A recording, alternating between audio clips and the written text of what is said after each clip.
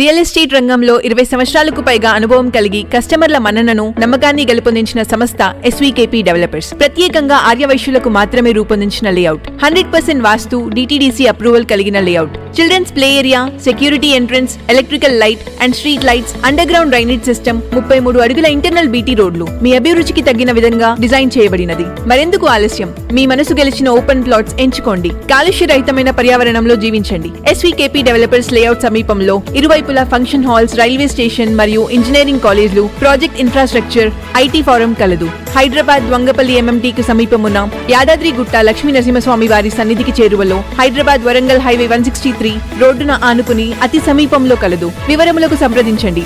Upendra Polishetty, ఎస్వీకేపీ developers. News కు స్వాగతం. ముందుగా హెడ్లైన్స్.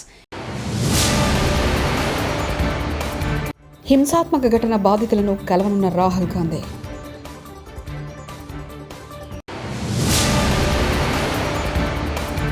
మహిళా ఎమ్మెల్యేను మేయర్ అవమానిస్తున్నారు. ఎమ్మెల్యే మాధవిరెడ్డి.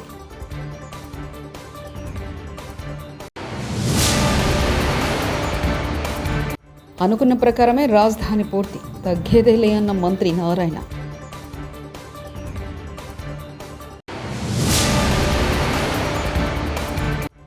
అల్లు అర్జున్ ఎపిసోడ్లో బిగ్ ట్విస్ట్, దీప్ దాస్ మున్షిని కలిసిన బన్నీ మామ.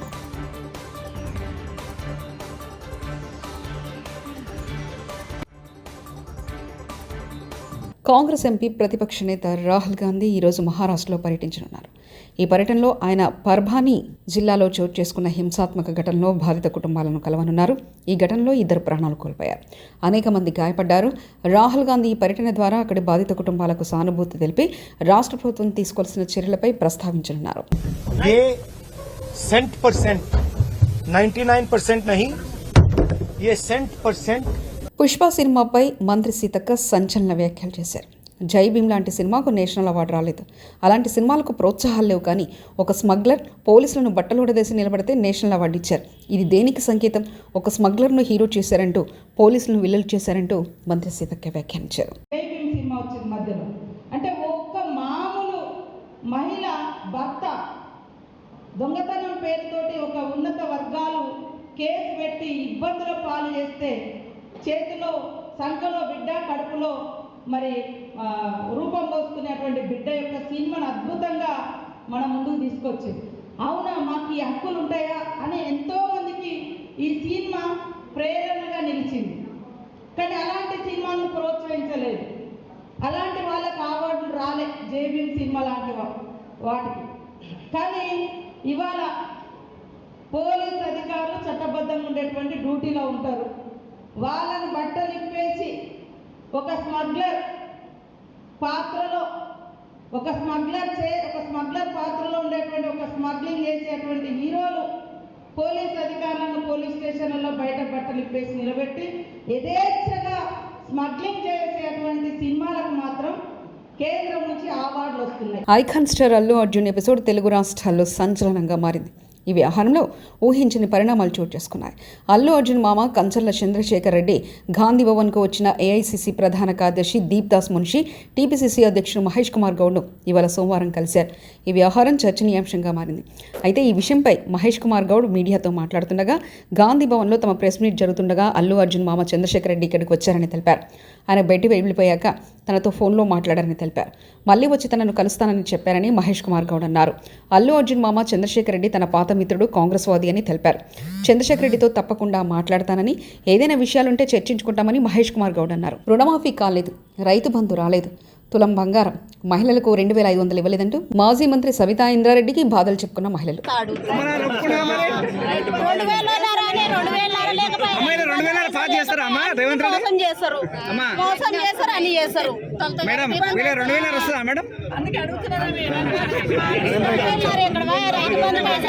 2 పంటల పైసలు కాలే మేడం నా పేరు మీద 95,000 ఉంది. అడిగితే మాకు మా ఆయన అన్ని చేసేసినాం. ఆయన ఏమన్నా నోట్ చేస్తే కేసులు పెడుతుంది మేడం మనం ఏదైనా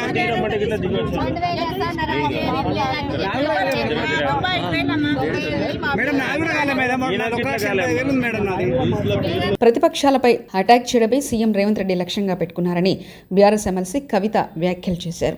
సోమవారం తెలంగాణ భవన్లో మీడియాతో నిర్వహించిన చిట్చాట్లో కవిత మాట్లాడుతూ తెలంగాణలో 10% కమిషన్ ప్రభుత్వం నడుస్తుందన్నారు. కాంగ్రెస్ హామీ మేరకు ఇప్పటి వరకు ఒక్క మహిళకు కనీసం 30,000 కోల్పోయిందని తెలిపారు. అందరి కోసం కాకుండా కొందరి కోసమే కాంగ్రెస్ ప్రభుత్వం పనిచేస్తుందని విమర్శించారు.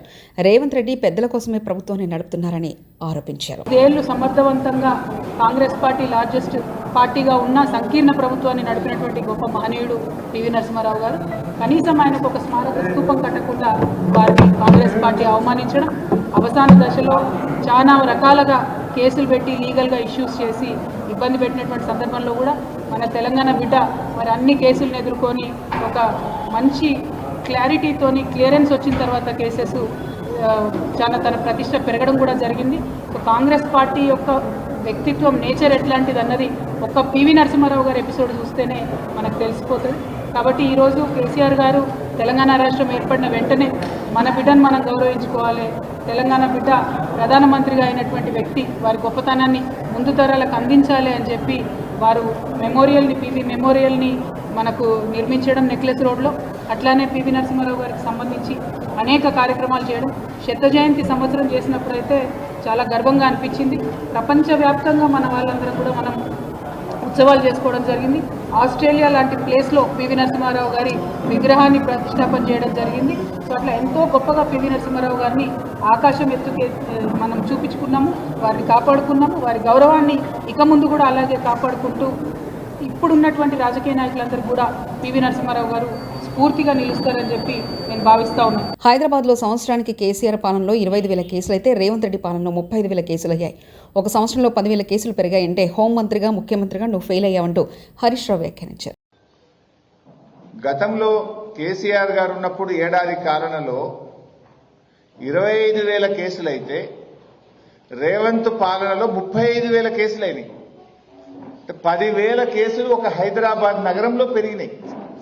కేసులు అంటే మర్డర్లు, రేపులు, చైన్ స్నాచింగ్, రాబరీసు, దొంగతనాలు, రకరకాల కేసులు, ల్యాండ్ కేసులు 10,000 కేసులు పెరిగినాయి అంటేనే నీ పాలన ఎంత చెత్తగున్నదో అర్థమవుతుంది కదా. నువ్వు నీ పరిపాలనలో నువ్వు ఫెయిల్ అయిపోయినావని అర్థమవుతుంది కదా. హోమ్ మినిస్టర్ నువ్వే, ముఖ్యమంత్రివి నువ్వే. హోమ్ మినిస్టర్గా నువ్వు ఫెయిల్, ముఖ్యమంత్రిగా లా అండ్ ఆర్డర్ నిర్వహణలో నువ్వు ఫెయిల్. అల్లు అర్జున్ ఇంటి మీద దాడి చేసిన నిందితులకు బెయిల్ ఇప్పించిన లాయర్లు, కోర్టు ఎలాంటి షరతు లేని బెయిల్ మంజూరు చేసిందని తెలిపిన నిందితుల తరఫు న్యాయవాది. విద్యార్థులని ముద్దాయిలుగా చూపిస్తూ 17వ నెంబర్ కోర్టు ముందు ఈరోజు ఉదయం వారిని హాజరుపరచడం జరిగినది. అట్టి విషయమై నేను ఆ కేసులో వాదించగా జడ్జి గారు అట్టి విషయాలని కన్సిడర్ చేస్తూ వారికి ఒకరి చొప్పున 2 షూరిటీల చొప్పున for each 10,000 without any condition within 3 days లో కంప్లై చేయమని ఈరోజు బెయిల్ మంజూరు చేయడం జరిగినది. జడ్జి గారి 17వ నెంబర్ కోర్టు జడ్జి గారి ఇంటి ముందు కమలానగర్, వనస్థలిపురం, హైదరాబాద్. అయోధ్యలో బాలరాముని విగ్రహ ప్రతిష్ఠ జరిగి ఏడాది పూర్తవుతున్న వేళ వైభవంగా వేడుకలు నిర్వహించేందుకు ఆలయ నిర్వాహకులు భారీ సన్నాహాలు చేస్తున్నారు. అయోధ్యలో నూతనంగా నిర్మించిన ఆలయంలో ఏడాది జనవరి 22న బాలరాముని విగ్రహ ప్రతిష్ఠ వైభవోపేతంగా జరిగిన సంగతి తెలిసిందే. ఈ పవిత్ర కార్యక్రమానికి సంబంధించి వార్షికోత్సవాన్ని ఘనంగా నిర్వహించేందుకు వచ్చే ఏడాది జనవరి 11 నుంచి 3 రోజుల పాటు పలు కార్యక్రమాలకు శ్రీకారం చుట్టారు. వీటిలో 3 గంటల పాటు నిర్వహించనున్న సంగీత విభావరి ప్రత్యేకంగా నిలవనుందని ఆలయ నిర్వాహకులు తెలిపారు. ముఖ్యమంత్రి చంద్రబాబు నాయుడు నేతృత్వంలో 44వ సిఆర్డీఏ అథారిటీ సమావేశం ఈరోజు సోమవారం జరిగిందని మంత్రి నారాయణ తెలిపారు. జోన్ 7, జోన్ 10 లేఅవుట్ల కోసం 2,723 కోట్లకు అథారిటీ అంగీకారం తెలిపిందన్నారు. నేటితో 47,288 కోట్లకు అథారిటీ అమరావతిలో అనుమతిచ్చిందని తెలిపారు. మిగిలిన వరుసకు త్వరలోనే ఆమోదం ఇస్తామన్నారు. వర్కుకు సంబంధించి వరుస టెండర్లు పిలిచి కంప్లీట్ చేస్తామన్నారు. నిరుపేదలకు మంచి ఇల్లు కట్టాలని, ప్రతి మహిళ కుటుంబంతో ఆనందంగా ఉండేలా సీఎం చెప్పారన్నారు. దీనికోసం అనేక ఆలోచనలు చేసి ప్రాజెక్టును సీఎంకి ఇచ్చామని, ఆయన కట్టమని అప్పట్లోనే ఆదేశాలు ఇచ్చారన్నారు. 7,01,181 ఇళ్లు కేంద్రం ఇవ్వగా వాటిలో 5 లక్షల ఇళ్లకు పరిపాలన అనుమతి ఇచ్చామని, వాటిలో 4,54,706 ఇళ్లు గ్రౌండ్ అయ్యాయని తెలిపారు. 300 చదరపడి పేదలు నిరుపేదలకు 300 చదరపడుగులు కడతారు అప్పుడున్న సెంట్రల్ గవర్నమెంట్ నామ్స్. అయితే కొంతమంది వచ్చి రిక్వెస్ట్ చేశారు, సార్ మేము కొంత బ్యాంకులను కట్టుకోగలం, మాకు ఒక బెడ్రూమ్ పెద్దది ఉండే కట్టన్నారు. కొందరు వచ్చి డబుల్ బెడ్రూమ్ హౌసెస్ కట్టండి సార్, మీరు ఇచ్చే సబ్సిడీ కాకుండా మిగతాది మేము కట్టుకుంటాం అన్నారు. అంటే కేంద్ర ప్రభుత్వం 1.5 lakh ఇచ్చింది, రాష్ట్ర ప్రభుత్వం 1.5 lakh ఇస్తూ ప్రతి హౌస్ కి 90,000 మళ్ళా ఇన్ఫ్రాస్ట్రక్చర్ కి ఇచ్చింది. అంటే 3,90,000 కేంద్ర ప్రభుత్వం రాష్ట్ర ప్రభుత్వం కలిసి ఇచ్చేటట్టుగా ఆ రోజు డిసైడ్ చేశాం. 3,90,000 అందులో 1,90,000 కేంద్ర ప్రభుత్వం, మిగిలింది రాష్ట్ర ప్రభుత్వం. అయితే దానిపైన ఎంత పడితే అంత వాళ్ళు కట్టుకునే విధంగా యాక్చువల్ గా నిర్ణయించాం. ఆ రోజు ప్రకారం అయితే 300 చదరపు అడుగుల వాళ్ళకి 2,65,000 బ్యాంకులను ఇప్పించేటట్టుగా, 365 వాళ్ళకి 3,15,000, 430 చదరపు అడుగుల వాళ్ళకి 3,65,000 ఇప్పిస్తే నిదానంగా కట్టుకునేటట్టుగా చేశాం. కానీ గత ప్రభుత్వం వచ్చి ఈ మొత్తాన్ని గందరగోళం చేసింది. గందరగోళం చేసేసి ఉన్న అంటే ఏదైతే టెండర్లు పిలిచామో 4,54,000 అందులో 2,61,000 నుంచి మిగతా క్యాన్సిల్ చేశారు. 2,61,640 ఇళ్లు మాత్రమే ఉంచారు. అదే తెలుగుదేశం ప్రభుత్వం గానీ అప్పుడు కంటిన్యూ అయ్యి ఉంటే ఆ 7 లక్షల ఇళ్లు అయిపోయింది. మా ప్లాన్ 7 లక్షల ఇళ్లని 38,000 కోట్ల 265,000తో చేయాలనుకుంటే 38,000 కోట్లు సుమారుగా చేయాలని ప్లాన్ చేస్తే వాళ్ళు అవన్నీ కట్ చేసేసి 7 లక్షల ఇళ్లని కేవలం 2,61,000 తీసుకొచ్చారు. కానీ ఆ 2,61,000 ఇళ్లన్నా పూర్తి చేశారంటే కూడా చేయలే. ఆ 2,61,000లో తెలుగుదేశం ప్రభుత్వం అప్పుడు 77,000 ఆల్మోస్ట్ పూర్తి చేసాం మేమే. ఆ 2,61,000లో 2014-19లో మేమే పూర్తి చేసాం. 50 నుంచి 75% దాకా 64,000 ఇళ్లు అయినాయి, మేమే పూర్తి చేసినాం. 25% నుంచి 50% దాకా 49,000 ఇళ్లు అయినాయి. 25% బిలో 1,22,000. మరి వాటిలన్నా పూర్తి చేశారంటే అవి కూడా చేయలే. అవి కూడా చేయకుండా అలాగే వదిలేశారు. కడప నగర కార్పొరేషన్ సర్వసభ్య సమావేశం వేళ హైటెన్షన్ వాతావరణం నెలకొంది. సమావేశానికి ముందే కార్పొరేషన్ కార్యాలయం వద్ద ఉద్రిక్తత నెలకొంది. మేయర్ డౌన్ డౌన్ అంటూ టీడీపీ కార్యకర్తలు నినాదాలు చేశారు. దీంతో వారిని పోలీసులు అడ్డుకున్నారు. వైఎస్ఆర్సీపీ పాలకవర్గం కడప ఎమ్మెల్యే మాధవి మధ్య కుర్చీ వివాదం నడుస్తుంది. గత సమావేశాల్లో వైఎస్ఆర్సీపీ మేయర్ తనకు కుర్చీ వేయకుండా అవమానించారని ఎమ్మెల్యే మాధవి ఆగ్రహం వ్యక్తం చేశారు. ఇప్పుడు కూడా సమావేశాలకు ముందు కార్పొరేషన్ ఆఫీస్ వద్ద ఉద్రిక్తత నెలకొంది. ఆందోళనకు దిగిన వారిని పోలీసులు అడ్డుకున్నారు. అక్కడ ఎలాంటి ఉద్రిక్తత జరగకుండా పోలీసులు భారీగా మోహరించారు. కడప కార్పొరేషన్ పరిధిలో 144 సెక్షన్ విధించారు. కాగా ఇటీవల వైఎస్ఆర్సీపీ నుంచి టీడీపీలో 8 మంది కార్పొరేటర్లు చేరారు.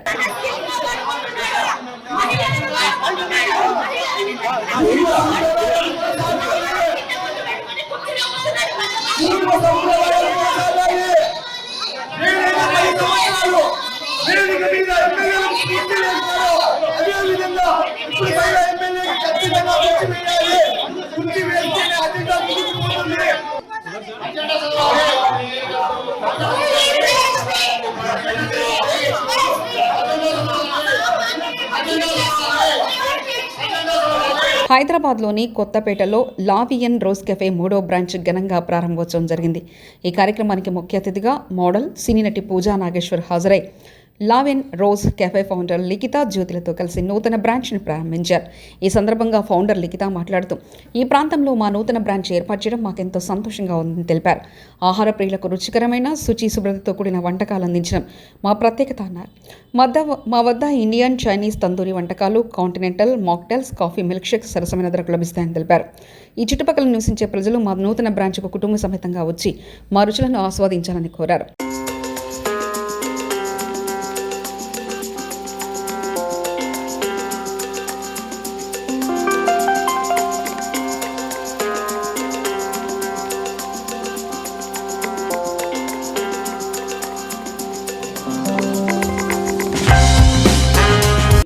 మన లావెన్ రోజ్ కేఫ్ ఇనాగ్రేషన్కి అటెండ్ అవ్వడం అనేది అండ్ అది నా చేతుల మీద జరగడం ఇంకా హ్యాపీగా ఉంది.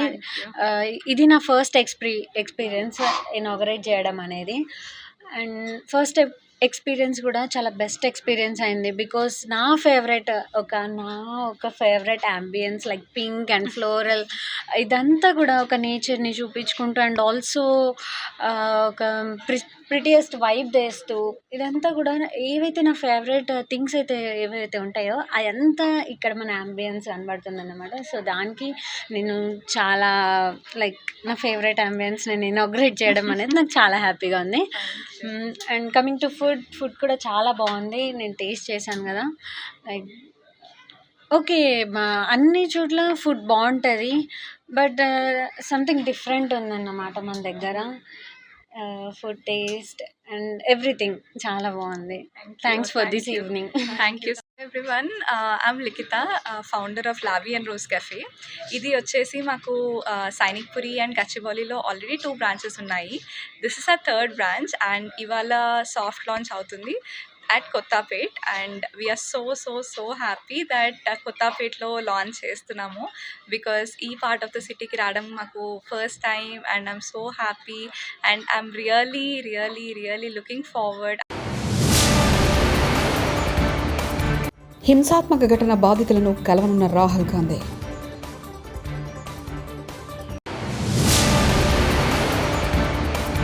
మహిళా ఎమ్మెల్యేను మేయర్ అవమానిస్తున్నారు. ఎమ్మెల్యే మాధవిరెడ్డి.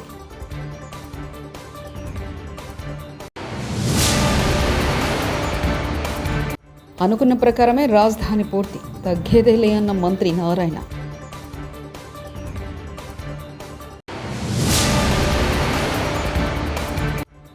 అల్లు అర్జున్ ఎపిసోడ్లో బిగ్ ట్విస్ట్, దీపదాస్ మున్షిని కలిసిన బన్నీ మామ.